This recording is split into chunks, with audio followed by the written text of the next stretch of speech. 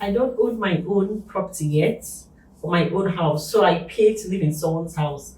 That makes me a tenant, and that makes the owner of the property my landlord.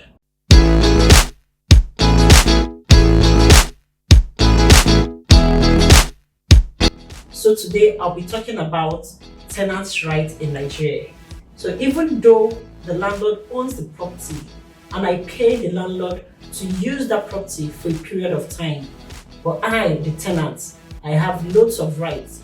And I know that we have loads of tenants, even business owners that can't afford to own their own properties in order to be able to be at strategic places in the city or location where they are. So today I want to educate you on the rights you have as a tenant in Nigeria. Welcome back to another episode of the Strugz tips. My name is Amaka Orakwe. Please remember to like my video, subscribe to my channel, and hit the notification button below. A tenant has certain rights in Nigeria, one of which is the issuance of a receipt. It is your right as a tenant to be issued a receipt once payment is made. Upon payment, that determines that there is now a contract between you and your landlord, right? So the landlord should and is under legal obligation to actually issue a receipt to you, whether a full payment of the rent was made or a partial payment was made. And why do you actually need the receipt?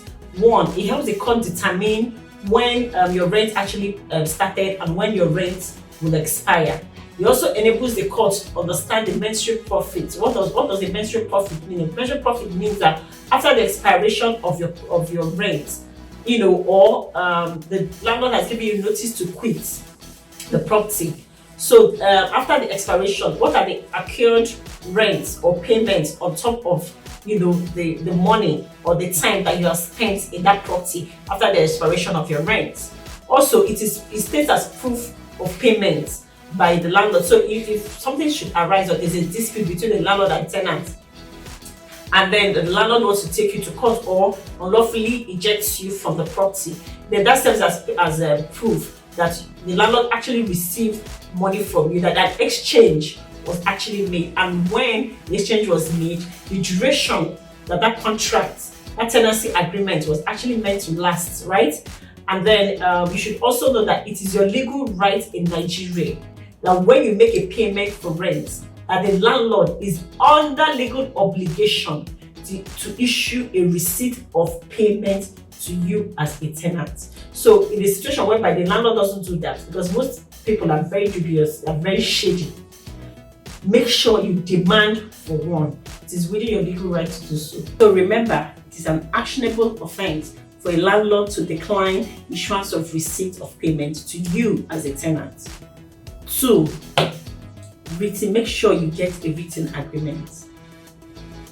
In Nigeria, for tenancy agreements that are above 3 years, it's important, and it is within the law that it has to be a written contract.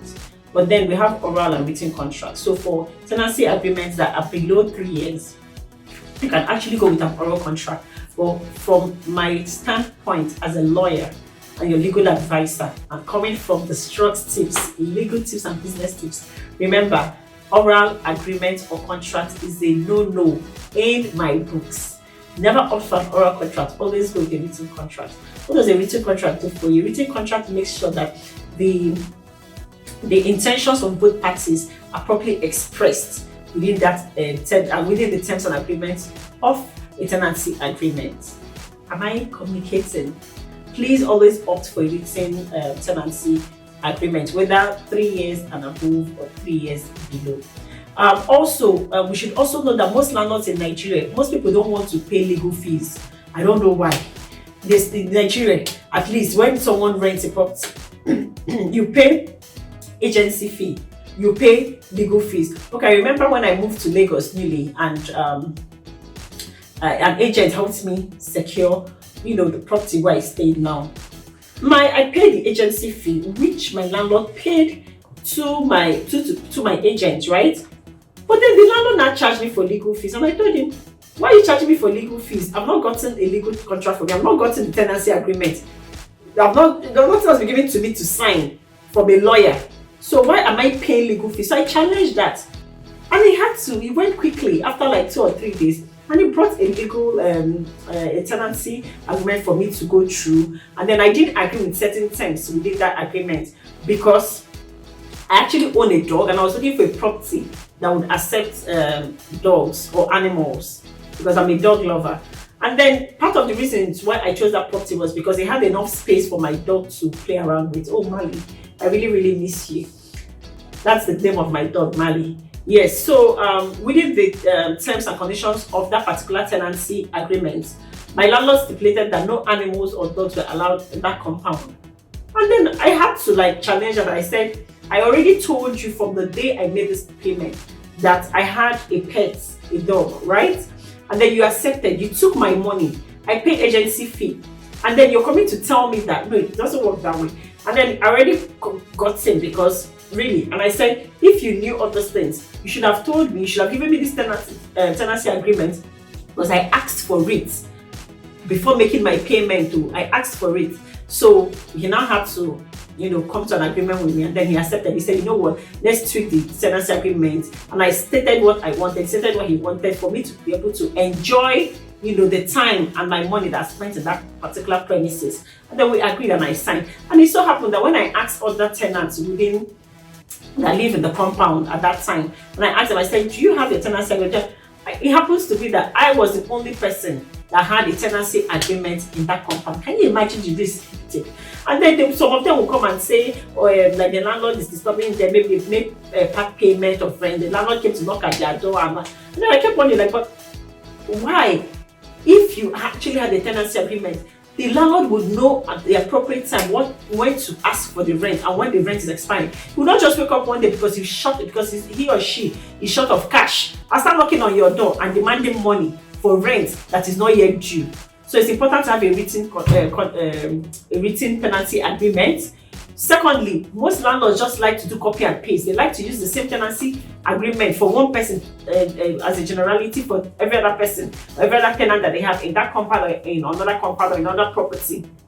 So it's important to make sure that your own tenancy agreement is customized to you, as a tenant. So before you make payments, they should give you the tenancy agreement to go through and to know if it's something you can live by, right? And to make sure that the intentions of both parties, you and your landlord, are expressly stated and interpreted within that tenancy agreement, so that there can be peace, and then you can actually enjoy, the money that you spent living in that particular premises. So 3, right to quiet and peaceful enjoyment. I want to be able to come back home and rest, relax, without fear of anything, without fear someone come and disturb me, or something come and happen, or someone came into my premises or into my space in my absence to tweak or change something, or to paint or repaint without.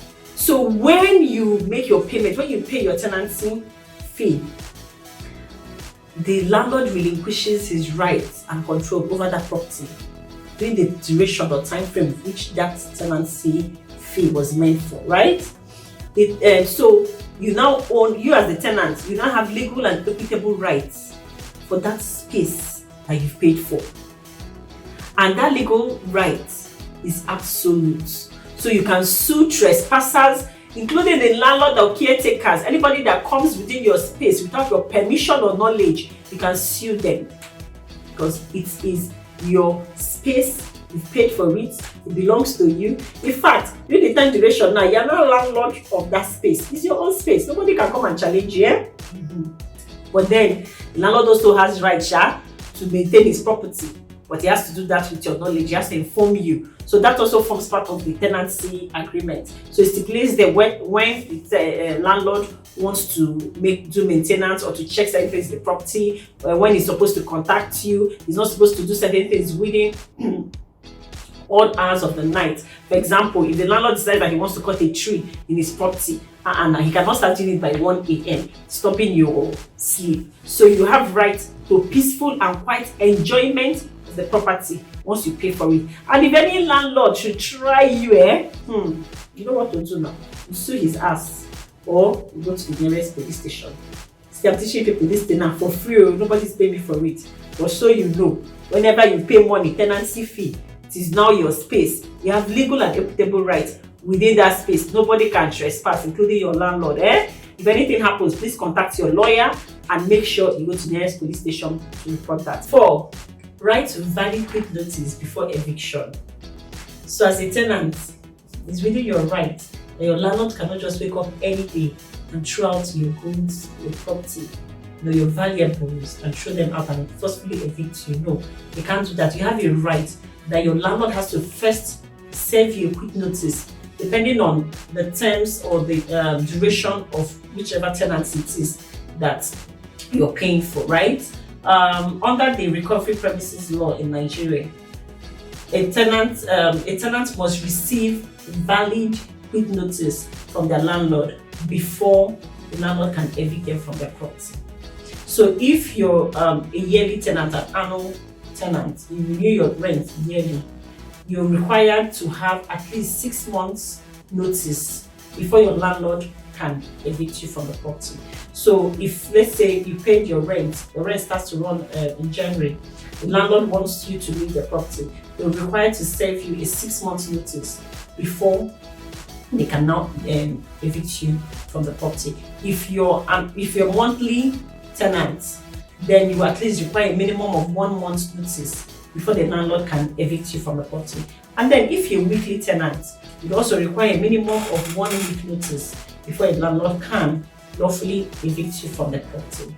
So it's important to know your right, because some people always come to me to say, oh, my landlord just gave me 1 month's notice or 2 months notice that he wants to use his property for something. What do? I say no. If you're an annual tenant and you have receipts of your payments, payment of rent to the tenant, no, to the landlord, and also you have your tenancy agreement, your landlord is required under law to issue you a valid quit notice of at least 6 months before they can lawfully evict you from the premises. Last but not the least, as a tenant, like I said, you have certain rights after you've made a tenancy payment to your landlord and you actually received and signed a tenancy agreement with the landlord. So the last but not the least right you enjoy as a tenant in Nigeria is that you must be given compulsory 7 days notice before the final eviction. Let me explain. So remember, like I said previously, that before that, if you're an annual tenant, you require 6 months notice, right? Valid notice. If you're a monthly tenant, you require a minimum of a month, and if you're weekly, a minimum of a week. So after the expiration of the 1 week or the 1 month or the 6 months valid quit notice, the landlord now under Nigerian law, it's compulsory, and the landlord must now issue another 7 days notice after the expiration of the valid quit notice to you as a tenant.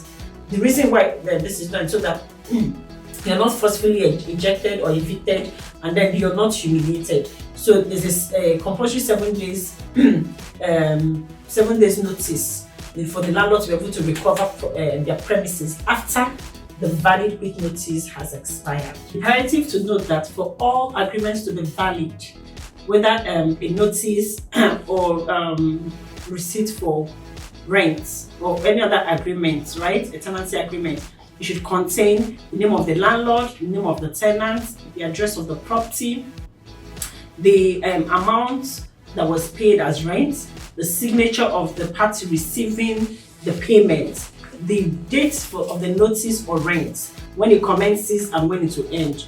All these are very important clauses or important aspects of a valid agreement, tenancy agreement, or a valid quit notice. So I hope I was able to communicate to somebody today and to enlighten you as a tenant on your rights within the Nigerian law. So till I come your way next time with much more important business and legal tips, please remember to like my video, subscribe to my channel, and hit that notification button below.